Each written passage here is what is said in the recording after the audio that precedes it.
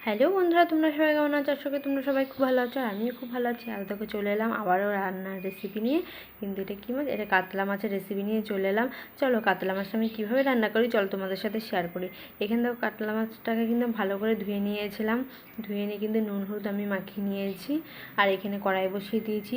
কড়াইয়ে কিন্তু তেলও দিয়ে দিয়েছি।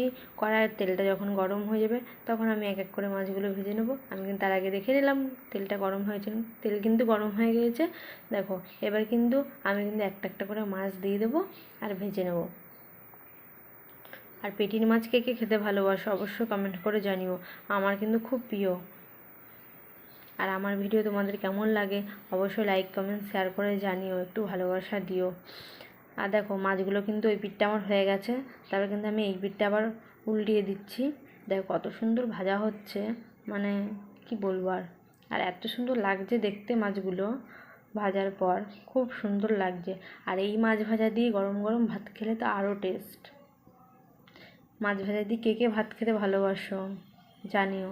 আর এখানে দেখো আদা জিরে লঙ্কা টমেটো ধনে সব কিছু পেস্ট করে নিয়েছি। এখানে কড়াইয়ে তেল দিয়ে আমি কিন্তু নুন হলুদ দিয়ে সব কিছু দিয়ে কিন্তু আমি এটাকে ভালো করে কষিয়ে নিচ্ছি।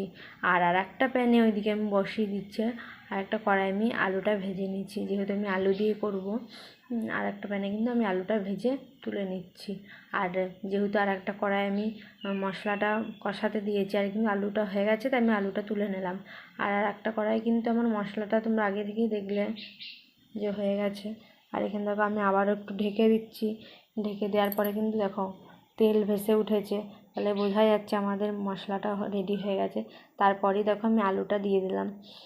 আলুটা দিয়েও আমি ভালো করে আরেকটু কষিয়ে নেবো, ঢেকে কষিয়ে নেবো এটা আলুটা দিয়ে। দেখো তেল কেমন ভেসে উঠেছে। আমার কিন্তু আলু দিয়ে কষানোটা রেডি হয়ে গেছে, তার জল দিয়ে দিলাম। জল দেওয়ার পর একটু ফুটে উঠবে, তারপর কিন্তু আমি মাছগুলোকে দেবো।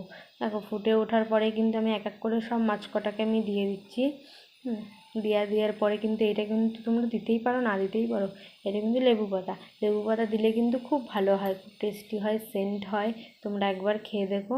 আর এখানে শেষে তো গরম মশলা দিয়ে আমি নামিয়ে নেবো এটা, তাহলে আমার রেডি হয়ে গেছে দেখতেই পাচ্ছ। আমার কিন্তু মাছের রেসিপিটা আমি কিন্তু খুব একটা ঝোল করিনি, হালকা ঝোলের মধ্যে আলু দিয়ে মাখা মাখা করে আমি করেছি। তা দেখো আমি কিন্তু এবার নামিয়ে নেব, তাহলে কিন্তু আমার মাছের রেসিপি রেডি। চলো নামিয়ে নিই। দেখো আমি নামিয়ে নিচ্ছি। কত সুন্দর হয়েছে, কালারটা এত সুন্দর হয়েছে না কি বলবো তোমাদের। দেখো আমার মাছের রেসিপি রেডি। তোমাদের কার কার আমার ভিডিও ভালো লাগলে অবশ্যই কমেন্ট করে জানিও। আর লাইক কমেন্ট করতে কিন্তু ভুলো না। চলো টাটা।